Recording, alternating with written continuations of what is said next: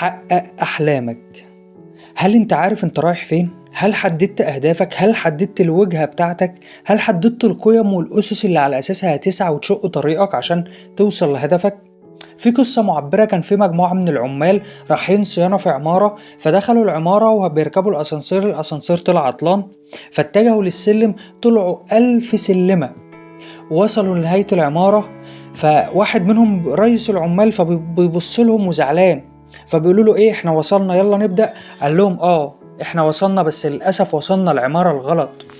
لازم قبل ما تاخد اي خطوة في حياتك لازم تكون عارف انت رايح فين، وتحدد الهدف من الخطوة دي والهدف اللي هتوصله في الآخر، عشان تختار الطريق الصح اللي هتمشي فيه عشان توصل للنهاية، للحلم اللي نفسك فيه، للحلم اللي عشت عشان تحققه. اكتب حلمك بإيدك، خلي عينك تشوفه، وخلي إيدك تلمسه، وخلي عقلك يصدقه. لو عقلك صدقه وقلبك آمن بيه هيبقى حقيقة في يوم من الأيام. هتوصل لهدفك وهتعلى عليه كمان وهتزيد. كل حاجة بتنجذب لصاحبها.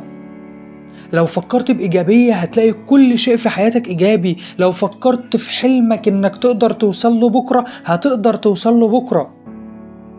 كل حاجة بتنجذب بتفكيرك، بإصرارك عليها بتنجذب ليك.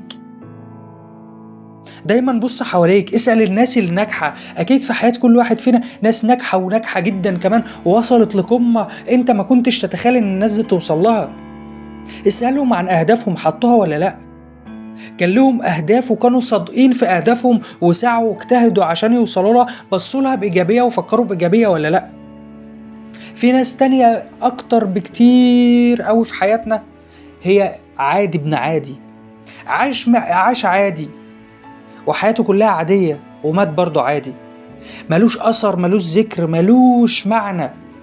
عاش عشان ياكل ويشرب ويصرف ومحققش أي حاجة في حياته. ليس ذو أثر، بيشقى ويتعب في الفاضي. انت عايز تكون مين فيهم؟ عاوز تكون عادي ابن عادي، ولا عاوز تكون شخص ذو أثر، ذو قيمة وقامة؟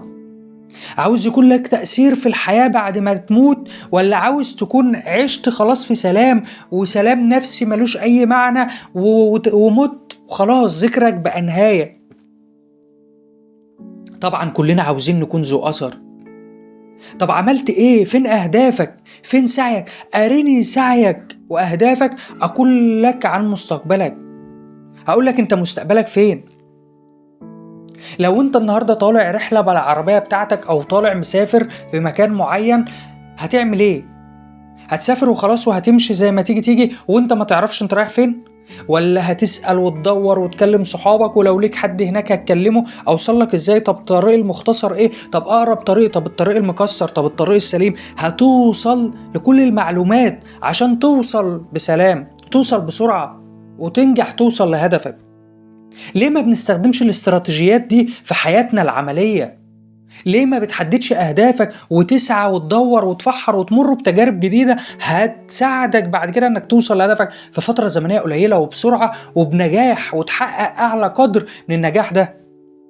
انت نفسك بدون أهداف هتعيش حياتك بس عشان تخش مشكلة وتطلع من المشكلة وتحل مشكلة، بس مش هتعيش في فرصة.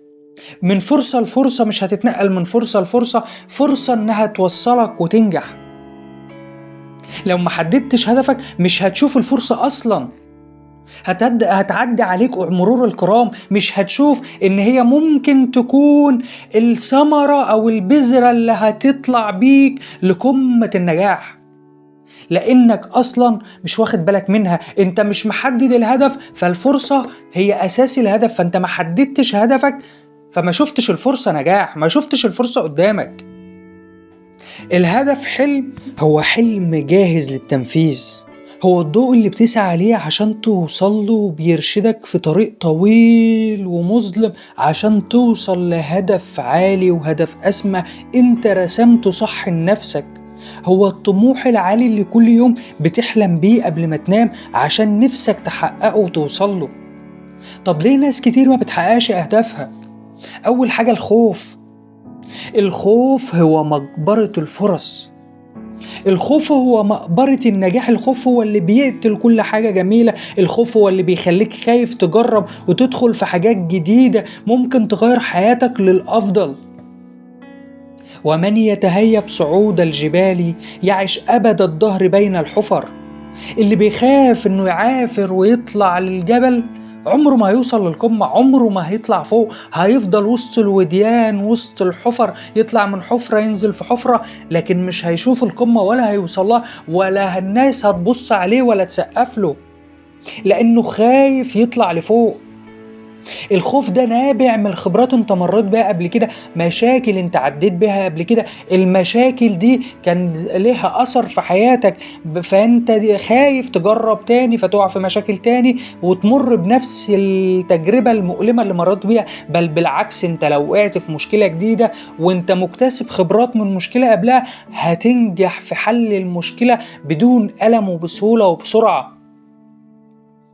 خلي الخوف دافع، خلي الخوف حافز، خلي الخوف إيجابي، ما تخليش الخوف حاجز وكاسر، خليه دافع ليك. أنا خايف، فأنا قبل ما أعمل أي خطوة هاخدها في حياتي هفكر، هدور، هجمع معلومات، هشوف الطريق اللي ماشي فيه ده صح ولا لأ، هبحث، هعمل داتا كبيرة فيها معلومات عن الخطوة اللي هاخدها عشان لما اخدها ابقى ملم بكل حاجة فيها عشان اقدر اكمل واوصل للهدف اللي انا حطيته. خلي الخوف دافع، خلي الخوف قوي. انت خايف، فانا عشان خايف هعمل بس وهكسر حاجز الخوف جوايا. اكسر حاجز الخوف هتنطلق اسرع من الضوء.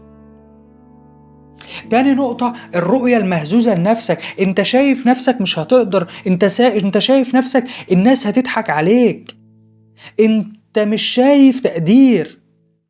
كل ده بيفقدك الثقة بنفسك، بيخليك مهزوز من جوه، بيخليك تخاف تتقدم، مش واثق من نفسك انك فعلا هتحقق اهدافك.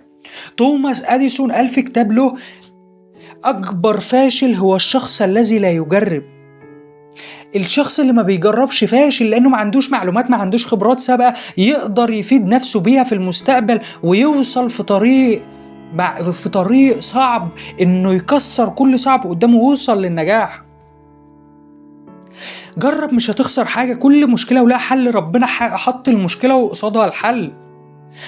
جرب بثقة، هتلاقي إنجازات، هتلاقي نفسك بتنجز، هتلاقي نفسك عامل إنجازات كبيرة. اكتبها وكمل، وكل يوم حط لنفسك هدف وحققه، وكل يوم اكتب في الورقة اللي انت مسجل فيها إنجازاتك: أنا عملت إنجاز إيه النهاردة، وإيه الشهر ده، وإيه السنة دي، وإيه السنة اللي قبلها والسنة اللي بعدها، وحدد كل حاجة. تالت نقطة، التأجيل نص الوقت. أنا هعمل بكرة، أنا هعمل بعد، أنا هعمل الأسبوع الجاي، هعمل كمان ساعة.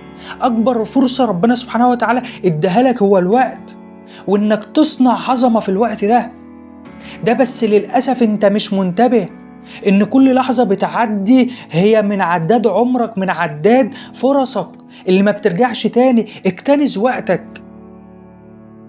الوقت كنز يجب الحصول عليه واستغلاله للوصول للأهداف، للوصول للقمة، للوصول للحاجة اللي نفسك تحققها. الوقت هو أهم فرصة ممكن تقابلك في حياتك. 4، ليه بعض الناس ما عندهمش أهداف؟ مش كل الناس زي بعضها. في ناس أصلا ما بتؤمنش إن في حاجة اسمها أهداف. أنا ما بحددش هدف. يعني إيه أحدد هدف؟ كل واحد فينا مر بتجارب كتير جدا على أساسها كون لنفسه أفكار وخبرات. الأفكار دي أنت بتستخدمها عشان تفرق بين الحاجة الحلوة والحاجة الوحشة، بين السيء والجيد، لأن مفيش حاجة سيئة وجيدة غير بالأفكار اللي أنت بتحطها عشان تحكم بيها على الموقف. هل الحاجة دي صح ولا غلط؟ هل سيئة ولا جيدة؟ فعدم المعرفة بمعنى الأهداف وطريقة الأهداف وكيفية الوصول للأهداف بتخلي الإنسان مش مؤمن يعني إيه هدف أصلا. بتخلي ناس كتير ما عندهمش أهداف وإزاي يحددوا أهدافهم. أنت نفسك لو ما كنتش محدد أهدافك ومش عارف تحددها، مش عارف تحدد الطريق ولا قادر تسعى ليه، ومش هتقدر توصل له أبدا، مش هتقدر توصل لحلمك. هيفضل مجرد حلم بس. لو ما حاولتش تعمل برنامج لنفسك تحدد أهدافك هتفضل محبوس مع الناس دي، مع الناس اللي مش عارفة تعمل، مش عارفة تبدأ، مش عارف أوصل إزاي. كل واحد فينا سأل نفسه السؤال ده: أبدأ إزاي وأبدأ منين وأبدأ إمتى؟ لا يغير الله ما بقوم حتى يغيروا ما بأنفسهم. غير تفاصيل حياتك، غير تفكيرك، غير مجرى حياتك، غير مسارك. هتلاقي ربنا سبحانه وتعالى بيسندك، هتلاقي ربنا سبحانه وتعالى بياخد بإيدك. قرب من ربنا هتنجح في كل حاجة.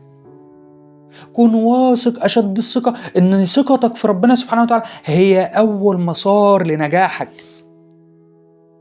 تعال نعرف بعد كده إزاي يكون عندنا، إيه أهمية إن يكون عندنا أهداف. 1. التحكم بالذات. مهما حصل هتقدر تحدد انت هتعمل ايه وهتحل المشكلة دي ازاي. لما تتحكم في نفسك هتقدر تتحكم في كل مجرى لحياتك، في كل لحظة في حياتك، في كل عمل بيحصل، في كل وقت بيعدي منك. لو استطعت انك تنفذ حاجة الناس كلها بتقول عليها، بتقول انك مش هتقدر تعملها، انك مستحيل تعملها، هتحس بمتعة عظيمة.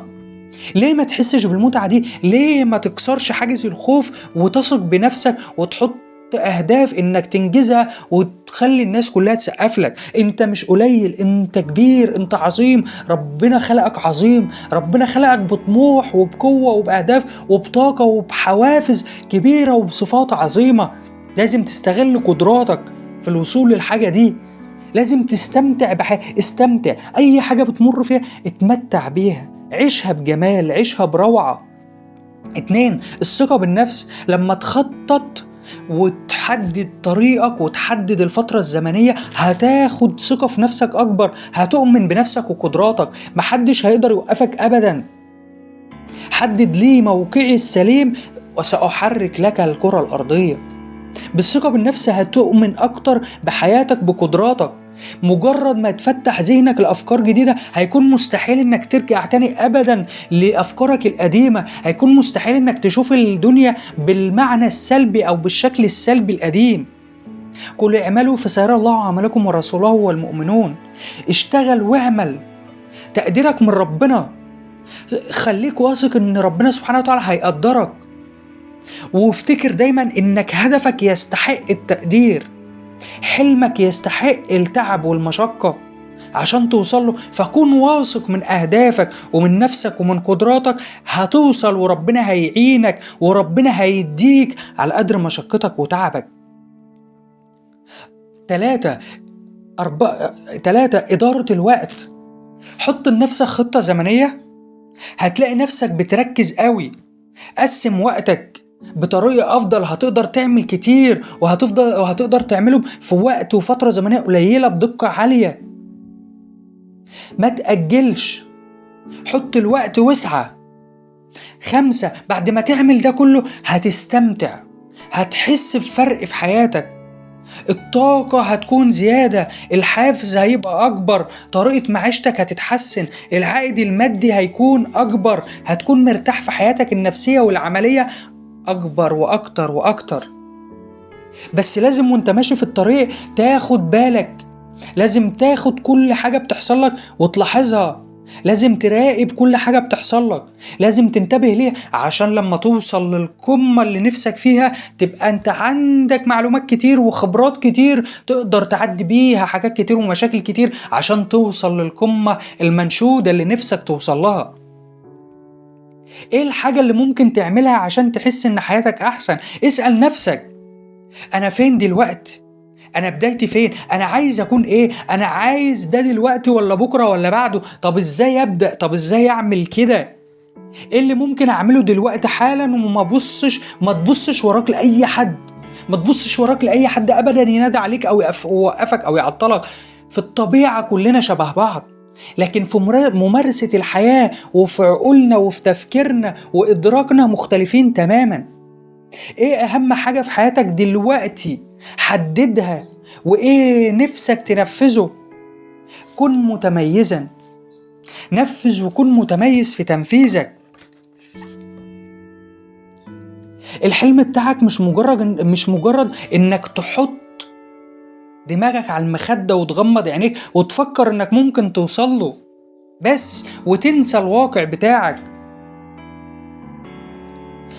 وما نيل المطالب بالتمني ولكن تؤخذ الدنيا غلابا، وما استعصى على قوم مثال إذا الإقدام كان لهم ركابا. مش كل أهدافك ومطالبك اللي نفسك تحققها هتقدر تحققها بإنك تنام وتفضل تحلم وتقول ونفسي وعاوز أوصل وعاوز أعمل. كل واحد فينا نفسه يعمل وعاوز يعمل، بس أنت عملت إيه؟ أنا نفسي أركب عربية، أنا نفسي أتجوز البنت اللي بحبها، نفسي أجيب فيلا، نفسي أسافر، نفسي. طب أنت عملت إيه عشان كل ده؟ أنت نفسك تبقى مشهورة، نفسك تبقى دكتورة، نفسك تبقى عالمة. كل ده جميل وكل ده حلو وكل ده أحلام مشروعة وأحلام كل واحد فينا يقدر يعملها. بس لما تصحى الصبح بتعمل إيه في يومك؟ بتجتهد إزاي؟ محدد أهدافك اللي من خلالها هتوصل للي بتحلم بيه ولا لأ؟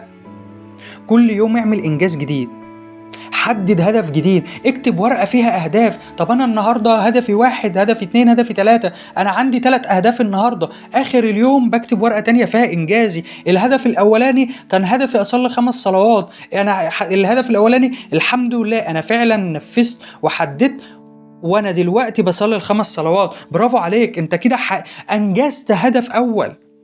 طب هدف تاني، هدف تالت. حدد أهدافك كلها هدف بهدف وحققه، وحط ورقة كل يوم فيها إنجاز.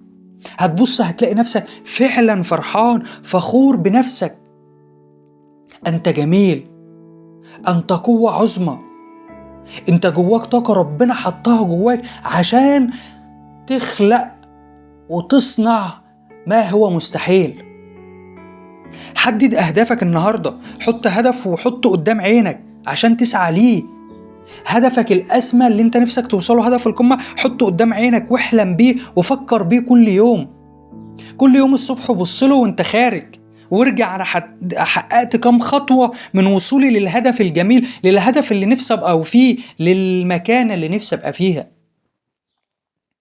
كل واحد فينا يقدر، كل واحد فينا جواه الطاقة والقدرات اللي يقدر يوصل بيها لحلمه ده.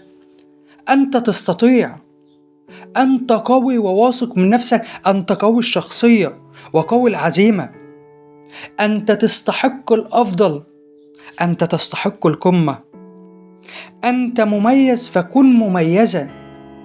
ما تسيبش نفسك للخوف، للألم، للتأجيل. كون قدام نفسك الصورة الكبيرة والنجاح والقمة، وإن شاء الله تكون